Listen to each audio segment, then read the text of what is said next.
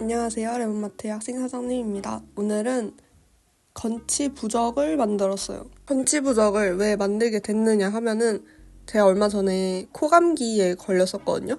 근데 원래 감기 걸리면 치아가 아프기도 하잖아요. 심하게 걸리면. 근데 저는 그러면 이가 그냥 전체적으로 웅얼거리면서 아픈 그런 느낌으로 아플 거라고 생각을 했는데 특정 한 어금니가 되게 아프게 느껴지는 거예요. 그래서 저는 내가 지금 감기에 걸렸는데 충치도 생겼구나. 와, 이거는 안 된다. 왜냐면 저는 어렸을 때 치과에 갔을 때 치과에서 저한테 하셨던 말씀이 너는 이 관리를 잘 해도 쉽게 상하는 이니까 앞으로 살아가면서 치아 관리에 굉장히 공을 들여야 할 그런 일을 타고났다 라고 말씀하신 거예요. 그래서 저는 치과에 가서 굉장히 눈물 나는 경험을 많이 했어요. 그래서 조금만 아파도 바로 달려가서 초기에 진압을 하자라는 교훈을 가진 상태였기 때문에 이제 이가 조금 아픈 것 같아서 바로 치과에 달려갔어요. 그랬는데 다행히 이번에는 그 치아가 아팠던 이유가 특별히 뭐 이에 문제가 있어서는 아니고 그냥 감기 때문인 것 같다 이렇게 치과에서도 말씀을 해주시더라고요. 그래서 진짜 와, 이렇게 그렇게 마음에 안도감이 들어본 거는 정말 얼마만인지 모르겠어요. 이가 아프다는 생각이 들자마자 거의 바로 치과에 달려갔는데 그래서 가기 전에 주변 사람들한테 호들갑을 엄청 떨고 갔어요. 너무 무섭다고. 그러니까 최근에 신경치료를 한 친구가 너 무서운 것도 무서운 건데 돈도 엄청 깨질 수도 있다 이래가지고 맞죠? 맞는 말이죠. 그래서 더 2배, 3배, 4배로 무서웠는데 그렇게 무서운 경험을 오랜만에 하고 나니까 드는 생각이 있더라고요. 치아 관리를 잘하자. 건강 관리를 해야지 내가 나중에 이렇게 막 식은땀 나는 일이 안 생긴다라는 정말 당연한 세상의 이치를 다시 한번 깨닫게 되는 계기가 되었어요. 근데 건강이라는 건 내가 관리를 해야 하는 것도 맞지만 가끔은 운이 없을 수도 있는 거잖아요. 그래서 겸사겸사해서 앞으로 나의 치아 건강을 위하여 치아 부적을 만들어보자 라는 생각이 들었습니다. 물론 저는 미신을 그렇게 막 맹신하는 스타일은 아니어서 이게 효과가 막 엄청 클 거다 이렇게 해서 만들었다기보다는 그냥 이런 경험을 좀 녹여내서 뭔가를 하나 만들어보고 싶다. 왜냐면 볼 때마다 내가 경각심을 가질 수 있게 하고 싶다라는 마음을 담아서 부적을 만들게 되었습니다. 그리고 이번에 일본 여행 갔다 왔다 했잖아요. 근데 일본에는 뭔가 고양이 모양으로 된 부적이라던가 이런 귀여운 작은 부적이 엄청 많더라고요. 그래서 나도 저런 거 만들어보고 싶다라는 생각이 들어서 기획한 것도 있었습니다. 근데 치과라는 게 진짜 너무 무섭다고 생각해요. 근데 제가 좀 웃긴 거는 전 어렸을 때는 치과에 가는 거를 그렇게 막 엄청 무서워하지 않았거든요. 제가 어렸을 때 치과를 진짜 자주 다녔어요. 근데 그때는 그냥 저냥 이렇게 다녔는데 이게 또 사람이 다 때가 있잖아요. 치과를 무서워해야 했을 어렸을 때 안 무서워하니까 어른이 되고 갑자기 그제서야 막 엄청 무서워지기 시작하는 거예요. 그래서 너무 막 좀 막 뭐 마음이 안 좋았어요. 근데 제가 가장 최근에 치과에서 좀 큰 치료를 했을 때가 작년이었거든요. 아니다, 이제 재작년이네요. 지금 26년이니까. 어떤 치료를 했던 거냐면 제가 어금니 하나가 많이 상했는데 그때 고등학교 3학년이어서 입시를 하느라 치과에 갈 시기를 조금 놓쳤던 거예요. 그래서 그 상한 부분을 다 긁어내고 엄청 조금 남은 제 치아 위에 이걸 이렇게 그걸 씌워가지고 치료를 하는, 그러니까 뭐 신경치료에다가 플러스 알파가 된 거죠. 치과에서 조금만 늦었으면은 너 이거 임플란트 했어야 했다고 막 그러시는 거예요. 그래가지고 치료를 하는 과정이 되게 아팠어요. 그냥 말 그대로 엄청 아팠거든요. 근데 그 치료가 끝나면 항상 의사 선생님께서 고생했다고 이렇게 말씀해 주시는 거예요. 근데 사실 저는 그냥 누워있는 역할이잖아요. 치과에 가면은. 그래서 고생은 나보다 선생님이 하신 것 같다 이런 생각이 들어서 그냥 어느 순간부터는 생각해보니까 근데 나는 그냥 누워있는 역할이네? 그럼 나는 사실 누워있는 건 엄청 쉬운 일이잖아요. 긴장할 필요가 없겠다. 나는 사실 그렇게 막 수고로운 일을 하는 시간이 아니다 라는 생각이 들었지만 그래도 또 다시 그 순간이 오니까 겁이 나긴 하더라고요. 여러분도 항상 건강 잘 챙기시고 조금만 이상하다고 해도 빨리 병원에 가는 게 그게 어쩌면 오히려 제일 덜 아프고 돈도 덜 쓰는 방법일 수 있겠더라고요. 근데 뭐 병원 가는 방법은 사람마다 스타일이 엄청 다르더라고요. 막 진짜 죽을 것 같이 아파야지 병원에 가시는 분들도 많고 저처럼 막 엄살이 너무 심해서 진짜 조금만 아파도 바로 병원 가는 사람들도 있는데 마음이 편한 게 제일 좋은 방법인 거죠, 사실은. 각자 원하시는 대로 하시는 게 사실 제일 좋은 거긴 한데 저는 엄살이 심한 사람이다 보니까 빨리 병원에 가는 걸 좋아하는 스타일이긴 합니다. 지금 영상 길이 이슈로 만들기 과정을 굉장히 빠르게 넘어가는데요. 순서에 대해서 간단하게 설명을 하자면 일단 다이소에서 파는 지점토로 반죽을 해요. 지점토 반죽을 할 때 물을 살짝씩 섞어가면서 하는 게 중요하거든요. 근데 물이 너무 많아지면은 너무 끈적끈적해져서 모양이 매끈하게 안 나올 수 있고 또 물이 너무 없으면 굳었을 때 갈라질 수가 있더라고요. 그래서 적당한 지점을 찾아서 반죽을 하고 그거를 원하는 크기만큼 작은 약간 버블티 타피오카 펄 마냥 동그라미로 이렇게 덜어내요. 그런 다음에 그거를 치아 모양으로 이렇게 다듬는 거예요. 사실 그게 제대로 따지고 보면은 치아 모양이 아니겠지만 그래도 이게 미술적인 그런 허용으로 따지면서 자기가 생각하는 이상적인 어금니의 모양으로 빚어줍니다. 그런 다음에 하루 정도 완전히 건조를 하고요. 요즘은 겨울이라서 지점토가 빨리 마르잖아요. 그래서 사실 하루까지 안 기다려도 될 수도 있어요.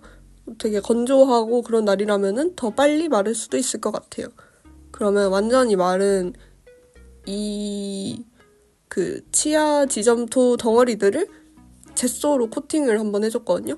젯소가 뭐냐면 그림을 그릴 때 유화 같은 경우에는 캔버스가 있고 유화 물감이 있잖아요. 근데 캔버스 위에 바로 유화 물감을 바르면은 이게 말 그대로 캔버스에 물감이 붙어 있는 건데 잘 접착이 안 될 수가 있어요. 그래서 캔버스를 코팅해줄 때 쓰는 그런 중간 단계의 코팅제 같은 거거든요. 근데 그거를 또 제가 당장에 좀 저 치아를 하얗고 매끈하게 바꾸고 싶은데 어떤 재료를 써야 좋을지 고민을 하다가 젯소가 가장 적합하겠다라는 판단이 들어서 제가 만든 치아 위에 젯소로 한 겹씩 코팅을 해줬습니다. 한 번 코팅을 하고 조금 기포가 남는다거나 울퉁불퉁해진 부분들은 한 번 더 발라줬어요. 그런 다음에 이 치아를 더 돋보이게 해줄 배경 그림을 그립니다. 그림은 그냥 제가 생각하는 이미지들을 참고해서 그렸고요. 모든 부적이 하나하나 이 세상에 단 하나뿐인 그런 존재처럼 보일 수 있게 하기 위해서 그림은 비슷하긴 해도 결국은 디테일이 다 다르게 그릴 수 있도록 노력했습니다. 그 다음에는 종이를 저렇게 잘라줬는데요. 지금 제가 한 줄 이렇게 쭉 자르는 게 아니라 하나하나 잘라서 좀 답답해 보일 수도 있겠다라는 생각이 들었거든요. 저렇게 한 이유는 제가 저 종이 크기를 제가 다른 종이를 잘라서 그 크기를 이렇게 작은 그 샘플을 만들어 놓고 그걸 이렇게 대서 이렇게 네모 모양을 그리고 이런 식으로 이렇게 종이를 재단을 했어요. 그렇다 보니까 이게 한 줄이 이렇게 완벽하게 안 나오더라고요. 그래서 이렇게 쭉 자르는 걸 못해서 하나하나 자른 겁니다. 일을 비효율적으로 하는 것 같다, 답답하다라고 여기실 수도 있을 것 같다는 생각이 들어서 이유를 설명을 해본 것입니다. 또 저렇게 하나하나 비닐에 맞게 넣었고요. 지금부터는 포장하는 부분입니다. 완성된 치아 부적들은 지금 교정을 하고 있는 동생한테도 하나 주고 부모님께도 드리고 남자친구한테도 줬어요. 그리고 또 고등학교 친구들한테도 주려고 챙겨놨고 저 대학교 친구들한테도 주고 싶었거든요. 근데 제가 지금 살짝 큰일이 났어요. 제가 집이랑 학교가 굉장히 먼데 기차를 타고 2시간 넘게 가야 되거든요. 근데 기숙사에 떨어진 거예요.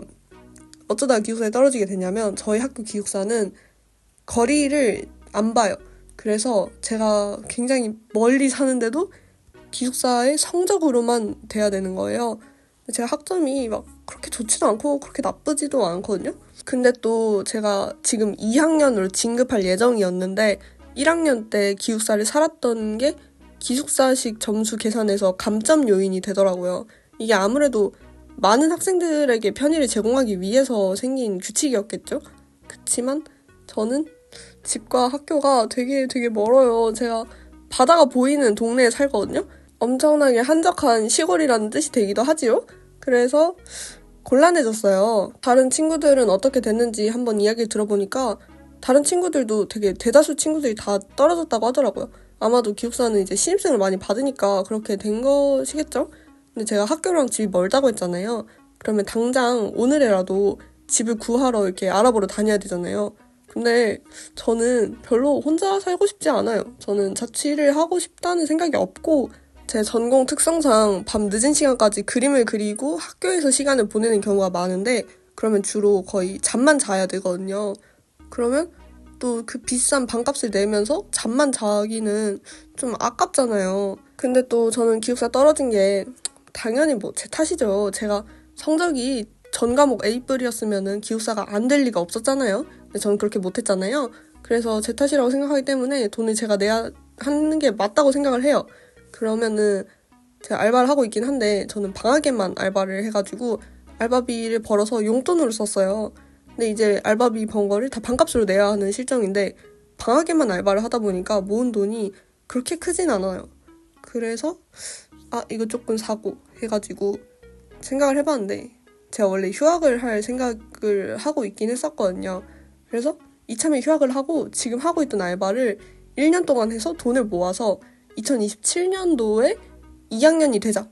그 번 돈으로 집을 구하고 반값을 내고 그렇게 해야겠다라는 생각을 하고 있습니다. 그래서 지금 생각해놓은 게 어떠냐면은 기숙사 추가 합격이 될 수도 있긴 하거든요. 그래서 만약에 연락이 오면은 학교를 달려가고 아니면 휴학계를 내서 돈을 벌고 또 제가 운전면허가 없거든요. 면허도 따고 자격증 공부. 근데 막 요리 학원 이런 거 다녀보고 싶어가지고 그런 거 배워볼까? 라는 생각을 하긴 했습니다. 가족들한테 이야기를 해봤는데 가족들은 다들 긍정적으로 생각을 해주시더라고요. 그래 이참에 그냥 너 지금 하는 알바 계속해서 돈 모아라 약간 이런 느낌이어가지고 그렇게 할 것 같습니다. 그래서 이 부적을 만든 거를 대학교 친구들한테 언제쯤 전해줄 수 있을지 조금 의문이네요. 그래도 저는 반드시 학교로 다시 돌아갈 계획이긴 하니까 그때 다시 만나서 전해줄 수 있으면 좋을 것 같습니다. 친구들이 그때까지 치아 관리를 열심히 해서 아무도 이가 아픈 사람이 없었으면 좋겠네요. 그들의 건강이 제 덕이 될 수 있으면 기쁘겠지만 그렇지 않더라도 결국 건강하길 바라는 마음에서 준비한 이벤트니까 제가 다시 학교로 돌아가기 전까지 친구들이 건강했으면 좋겠습니다. 근데 추가 합격이 될 수도 있긴 하죠, 사실. 그게 실제로 있는 그런 거니까. 근데 그게 확률이 높지 않다는 것도 알고 있기 때문에 왜냐면 기숙사 떨어진 친구들 중에 저보다 성적이 좋은 친구들도 있는 것 같아가지고 근데 뭐 어떻게든 되지 않겠습니까? 암튼 이렇게 완성입니다. 모두 치아 관리 열심히 하시길 바랍니다. 안녕히 계세요.